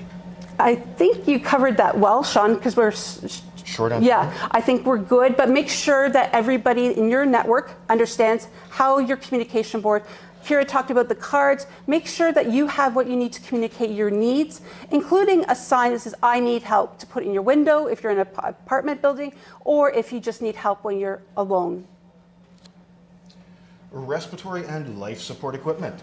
Home ventilators, BiPAP, CPAP machines, oxygen concentrators, and suction machines present acute risk during power outages. Ask your equipment supplier about battery backup options and portable versions of the equipment. Register with your local utility's medical priority list. Have a plan for immediate transfer to a hospital or generator-powered shelter if an outage is prolonged. Ensure all emergency contacts and support workers know the individuals, and we're covering up our text there. Okay, and I'm going to just mention this quickly. People will lose their life if they don't have the life-saving equipment they need. So planning ahead, ensuring people know what you need, and knowing where you need to go to get that charge is essential. It's not an option, it is a necessity. So when you're making your plan, find out where your local charging situations will be. Communication and accessible information. Gaps in Ontario's emergency alert systems. The WA system delivers text alerts to cell phones, but the primary notification is an auditory tone, which may be missed by deaf or hard of hearing individuals with phones on silent or vibrate. TV and radio emergency broadcasts require real-time captioning and ASL interpretation to be fully accessible. Not always provided, especially during rapid onset emergencies.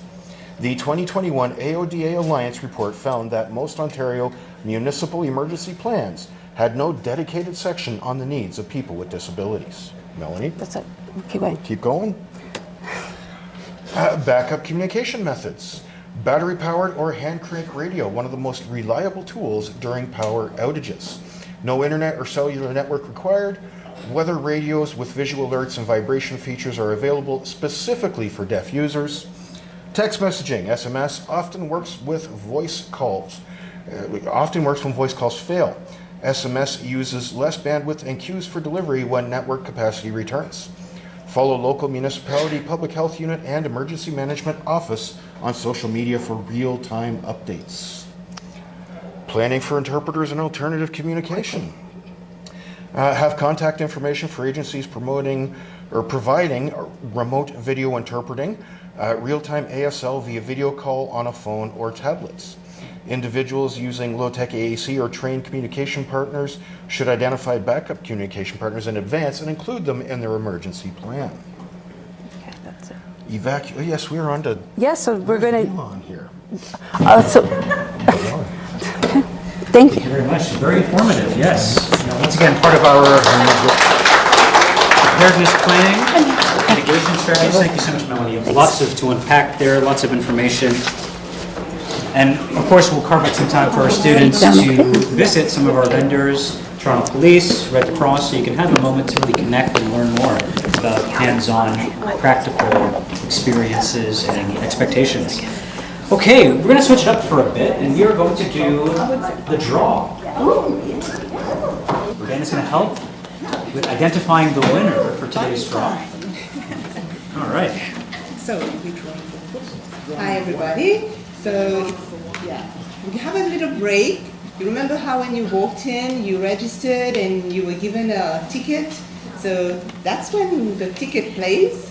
The first draw goes for the book, where you're going to learn more about Connect for Life, the story about Connect for Life, when did it start, why did it start, and where it is right now. So where has it reached?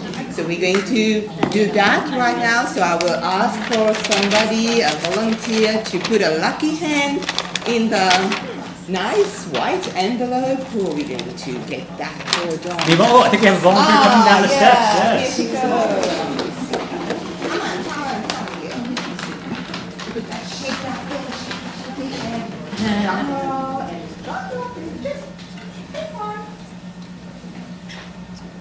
Do you want to read the number out? Yeah.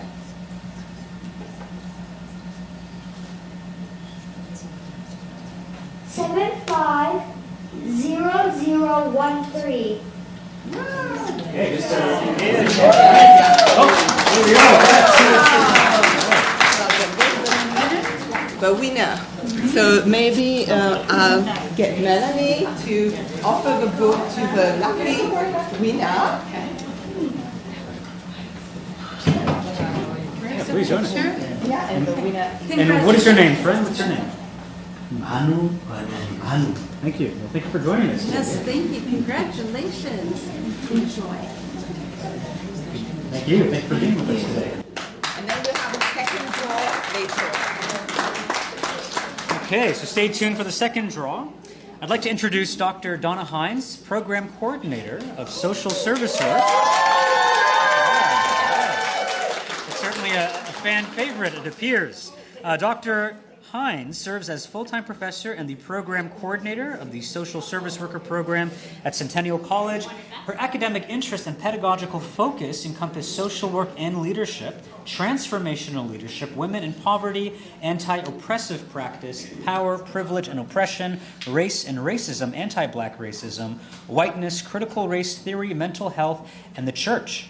Ethical responsibilities, social inequalities, and social policy. She's also an author and a songwriter. Maybe she'll sing a song for us. Please welcome to the podium, Dr. Hines.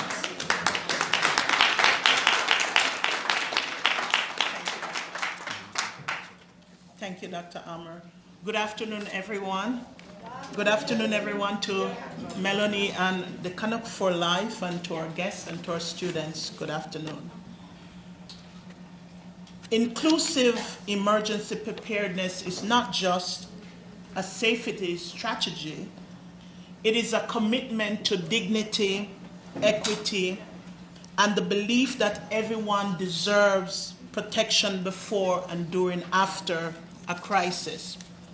People with diverse disabilities and seniors often face the highest risk during emergencies, not because of their abilities, but because systems, environments, and communication methods are not designed with their needs in mind.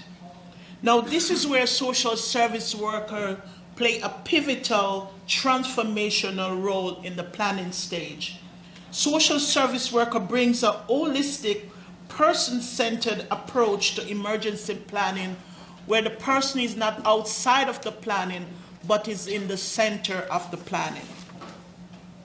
When we look at accessible evacuation routes, effective emergency management includes the critical risk of planning evacuation routes. A building layout can determine whether a person with a disability or a senior is either safe or they are left behind.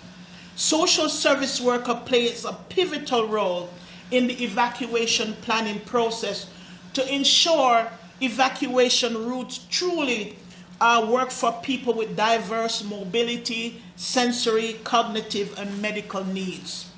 They also help individuals create personal emergency plans that identify who will assist them, with what equipment they will rely on, and what they do if an elevator or if the power fails. They advocate for barrier-free paths, clear signage, visual alarms, and safe area of refuge. Social service workers bring a human-centered approach that ensures that every person has the information they need, the support, and the dignity that they need during, after, and before an evacuation or a disaster occurs. When we take a look at transportation consideration, transportation is one of the biggest pressure points during an emergency. Social service worker helps client plan for what will happen if an accessible transit is disrupted and is not available. They work with agencies and shelters and individuals to build layered transportation plans that include accessible transit, paratransit, community support, and manual mobility backups. They also advocate for accessible vehicles to be part of the emergency planning response instead of after.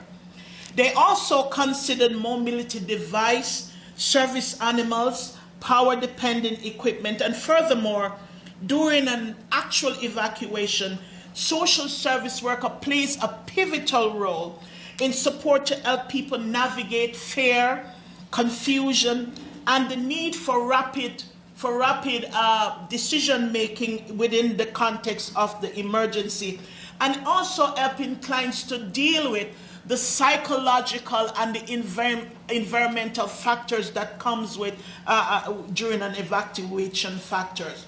Now, transportation challenges during and after an evacuation can significantly impact people's safety, mobility, and recovery. The role of social service worker in this process then is to ensure that no one is left behind, and that integrative planning is part of the process, and that assistive transportation option and inclusive communication is a part of the planning process. Social service worker ensure that a holistic and a transformation aspect is put to the planning process. Now, when we look at accessibility to shelter, many of our social workers are employed in shelters and different agencies. Shelters are not automatically accessible or safe for everyone.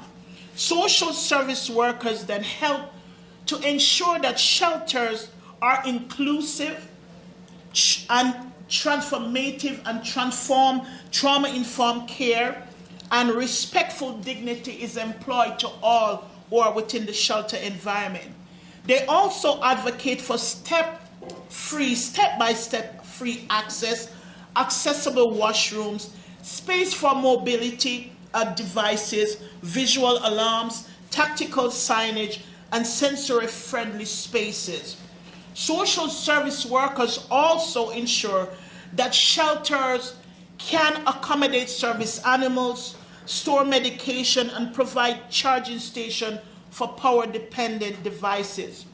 During a disaster, once people arrive at the shelter, social service workers play a pivotal role in helping with emotional support, providing grounding techniques, trauma-informed care, and helping clients with disability and seniors navigate the complexity of filling out complex forms and documentation.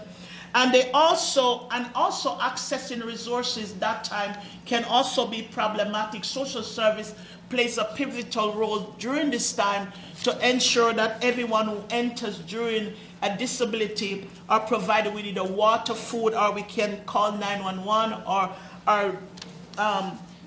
work with other teams to ensure that their needs are also taken care of.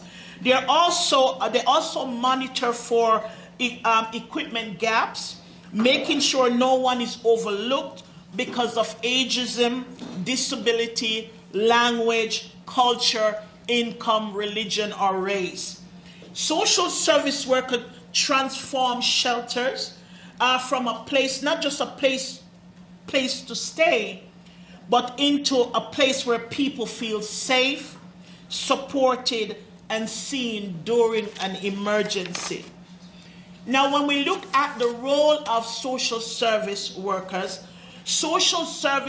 within any crisis or during or after any crisis comes from a place where they provide equity-centered planning that recognize that systems are often not equal and systems are not often inclusive. Social service workers then work from that perspective to ensure that inclusivity takes place. They also work from a cultural humility perspective and trauma-informed practice to ensure that the planning process during and after an emergency takes all people into consideration. Social workers also plays a pivotal role in the advocacy part of the planning or during and after an evacuation to advocate for programs, services to ensure that each person, if they are discharged or if they leave a shelter, that they advocate for all that they need or connect them to resources within the community. They also do assessment from a holistic point of view, looking then at the physical, the emotional, social, and environmental domain to ensure that there are no inequity within those contexts. They also advocate for marginalized groups, and oftentimes within an emergency or evacuation issue, there needs to be a look at marginalized group within those contexts because they often face compound and intersectionality within the risk during an emergency process. Now, social service workers ensure inclusive emergency preparedness is not just about logistics, but that it is ethical, that it is just, and it is human-centered. Ensuring that system not just want clients within a evacuation or a disaster to adapt to them, but that systems are prepared and planned with clients in mind, seniors and people with diverse disabilities. Social service workers work to ensure people with diverse abilities are not overlooked during the process or after the process or being dismissed or deprioritized or within the chaotic response during and after any evacuation or a disaster. And finally, at the stage of the emergency response, including evacuation routes, transportation and accessibility shelter, social service worker brings a focus of dignity, inclusion, and practical support by working with interdisciplinary team to make sure that the client's needs are met. They identify barriers, advocate for solutions, and provide emotional supports to individuals who during the time of any disaster face some of the most stressful times in their lives. Accessibility then is not an optional addition to the planning process, but it is a fundamental requirement for emergency planning. Social service worker then plays a crucial role in ensuring that all voices are heard at the table. In other words, during a disaster, social service workers become the eyes for those who cannot see. They are the ear for those who cannot hear. and they are the voice for those who cannot speak. Social service worker plays a pivotal role in all aspects of the inclusive planning from a social justice perspective and from an anti-oppressive perspective, understanding irregardless of disability, all persons require care and require services within time of any disaster. Thank you so much.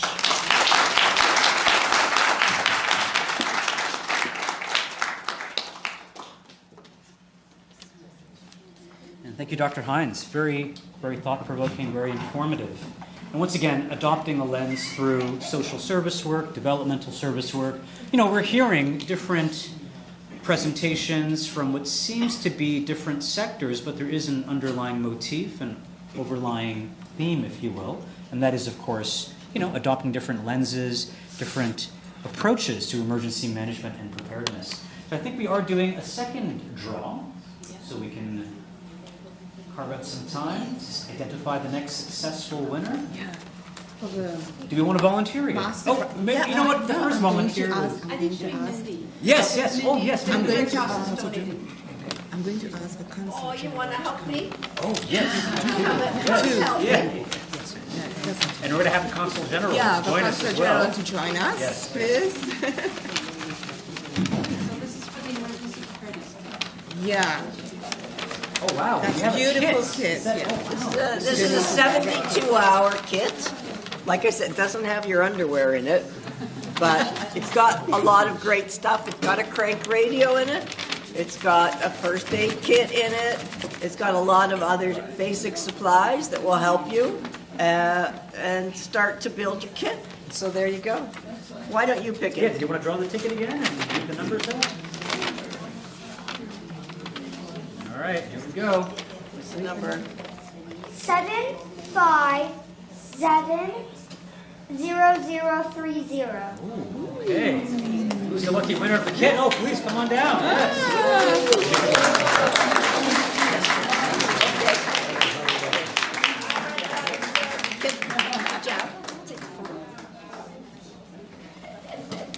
There you go. Here. Can we get one more? Maybe one more photo if that's okay? It's okay. Everybody come in. Everybody come in. Beautiful. Thank you so much. Thank you. Okay, folks, well, we are about to wrap up, and what I would like to do is carve out some time because I realize that some of our students have other commitments during the day. So we're going to have a free-for-all insofar as we're going to mix and mingle. We have Toronto Police here. We have, obviously, Canadian Red Cross and other vendors. So for our attendees, please come down, introduce yourselves, learn more. And in terms of a wrap-up, any final words, Melanie? Just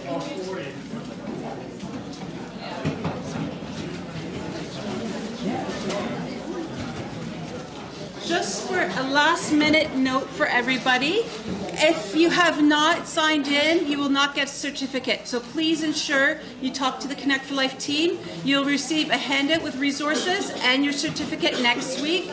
And again, I want to thank all of our volunteers for Connect for Life and Centennial College, our speakers, our community partners, and all of you for attending. And of course, our dignitaries. Thank you so much.